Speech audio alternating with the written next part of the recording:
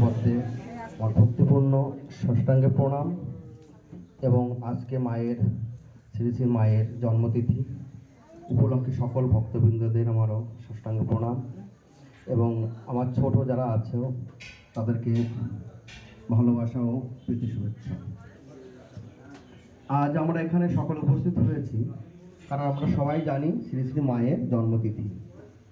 তো এই তিথি উপলক্ষে তোমরা সবাই এসেছি, পুজো পাঠও শেষ, মায়ের ভোগও নিবেদন হয়ে গেছে এবং সকলে যারা যারা এখানে অনুষ্ঠানে মায়ের কথা আলোচনা করেছে, গান করেছে, তাদেরকে আমার ধন্যবাদ এবং খুব ভালো আলোচনা হয়েছে। তো বিষয় হচ্ছে আগামী 21শে ডিসেম্বর রবিবার আমাদের এই আশ্রম, মানে নতুন আশ্রম প্রতিষ্ঠান নয় কিন্তু এই আশ্রম পাওয়ার 25 বছরের পূর্তি এবং রজত জয়ন্তীর সমাপ্তি অনুষ্ঠান। কারণ আপনারা সবাই জানেন যে সমস্ত উৎসবগুলো আমরা পালন করে এসেছি, এর আগেও হয়েছে এবং এটাই আমাদের এই রজতের সমাপ্তি অনুষ্ঠান। তো এই সমাপ্তি অনুষ্ঠানে আমরা জেনারেল মিটিং ডেকেছিলাম, অনেকেই উপস্থিত হননি।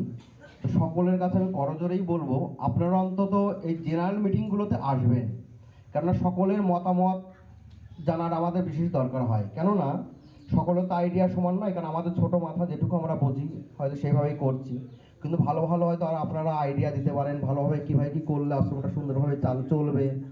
হ্যাঁ, কারণ সকলে হয়তো দূরে থাকেন কিন্তু অনেক ভালো আইডিয়া থাকে, কারণ এই আইডিয়াগুলো আমাদের সঙ্গে যদি শেয়ার করেন তা আমরা আশ্রমটা আরও ভালো করে এগোতে পারবো।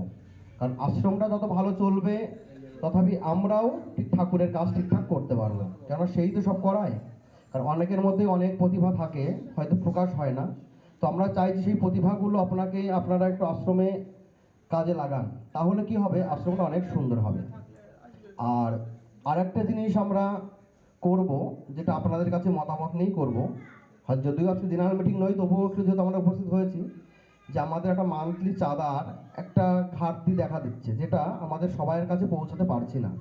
তথাপি আমরা একটা গ্রুপ করতে চাইছি। তো বিভিন্ন এলাকায় বিভিন্ন গ্রুপ লিডার থাকবে, গ্রুপ লিডার বলতে কোঅর্ডিনেটর। তো তাহলে তারা যদি থাকে, তারা দেখা গেলো একটা পাড়ায় হয়তো 10 জন ভক্ত আছে, সেই 10 জনকে নিয়ে থাকবে এবং সেই গ্রুপ লিডারদের আবার হ্যান্ডেলিং করবে আর একজন কোঅর্ডিনেটর। তাহলে কী হবে, আমাদের সুবিধা হবে যে সবাই দেখা গেলো 10 জন যদি কোঅর্ডিনেটর থাকে, একজন সেই 10 জনকে দেখলো এবং সেই 10 জন সবার কাছে গেল, সবাইকে জানালো যে মিটিং। অনেক সময় কী হয়, সবার অ্যান্ড্রয়েড মোবাইল নেই, যেহেতু আমাদের আশ্রম গ্রুপ আছে, সেই গ্রুপে যে মেসেজগুলো দেওয়া হয় সেই মেসেজগুলো হয়তো অনেকে অ্যান্ড্রয়েড নেই জন্য বুঝতে পারেন না, বা অনেকের খোলার সময়ও হয় না। হয়তো দেখা গেলো এমন সময় মেসেজটা দেখলেন মিটিং শেষ হয়ে গেছে বা উৎসব শেষ হয়ে গেছে। তথাপি আমরা সেই যারা কোঅর্ডিনেটর থাকবে তারা সেই 10 জন হোক 15 জন হোক জানাতে সুবিধা হবে, সবাই জানতে পারবেন। কেউ আর বলতে পারবেন না যে আমি জানি না। তো কেননা যখনই শুনি যে আমি জানি না, ও বলছে আমি খবর পাইনি, এটা আমাদের খুব কষ্ট লাগে। কষ্ট কেন লাগে, কারণ আপনাদের মুখটাও দেখতে পাই না এবং আপনারাও আসতে পারেন না, এটা আমাদের একটা ব্যর্থতা কাজ করে। তথাপি এইগুলো আমরা খুব তাড়াতাড়ি করবো, এই রজতের সমাপ্তির অনুষ্ঠান শেষ হওয়ার পরেই করব। তো সেই উপলক্ষে আগামী যেহেতু 21শে ডিসেম্বর আমাদের, আপনারা হয়তো খবর অনেকেই পেয়েছেন, শ্রীমৎ স্বামী বলভদ্রানন্দজি তিনি বেলুর মঠের সহ সম্পাদক আসবেন কিন্তু, এবং ঈশ্বরব্রত নন্দজি মহারাজ যিনি দক্ষিণেশ্বর মঠে আছেন। এবং অলরেডি তিনি একটা আমাদের যে ভাব প্রচার পরিষদ আপনারা সবাই জানেন, এবং এই ভাব প্রচার পরিষদের থেকে আরেকটা পরিষদ হয়েছে যুব পরিষদ। আপনারা হয়তো সবাই জানেন ভাব প্রচার পরিষদের যে কনভেনার আমাদের প্রশান্ত চৌধুরী, এবং যুব পরিষদের কনভেনার হচ্ছে all over north 24 Pargana Ramakrishna মানে যুব পরিষদের যার কনভেনার কিন্তু আমাদেরই আশ্রমের, আমাদের গর্বের বিষয় প্রসন্নদীপ সাহা, যেটা আমাদের আশ্রম থেকেই হয়েছে। এবং সেটা কিন্তু আমাদের ব্যক্তিগত কারো মতে নয়, এটা কিন্তু জেলার মতে। তথাপি এটা আমাদের একটা বিশাল গর্বের বিষয় এবং ঠাকুরের পরম পাওয়া।